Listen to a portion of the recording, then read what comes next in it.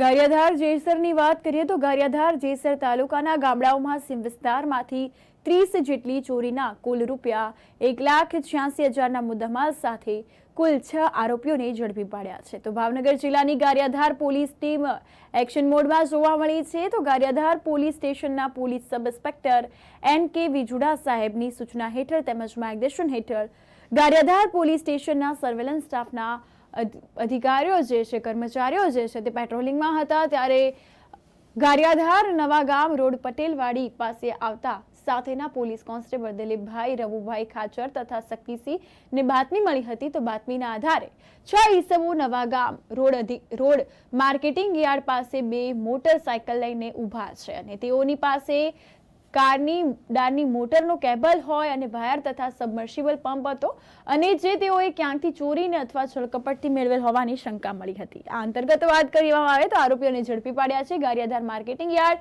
ગારિયાધાર પાસેથી પકડી પાડ્યા છે. તમામ ઇસમોની યુક્તિ પ્રયુક્તિથી પૂછપરછ કરતા ચોરી અથવા છળકપટથી આ મુદ્દામાલ મેળવેલ હોવાનું જાણવા મળ્યું છે. તો આ અંતર્ગત વાત કરીએ તો જગદીશ વેલા પરમાર, જયશુખ લાલજી મકવાણા, ભાવેશ બીજલ મકવાણા, રવિ ઉર્ફે ભૈયો ગોવિંદ વાઘેલા, પ્રકાશ ઉર્ફે પોપટ વેનુ પરમાર અને વનરાજ ભોળા મકવાણાની ધરપકડ કરી છે. આ અંગે રૂપિયા 1,86,000ના મુદ્દામાલ સાથે તેઓની ધરપકડ કરવામાં આવી છે અને કાયદેસરની કાર્યવાહી પોલીસે હાથ ધરી છે.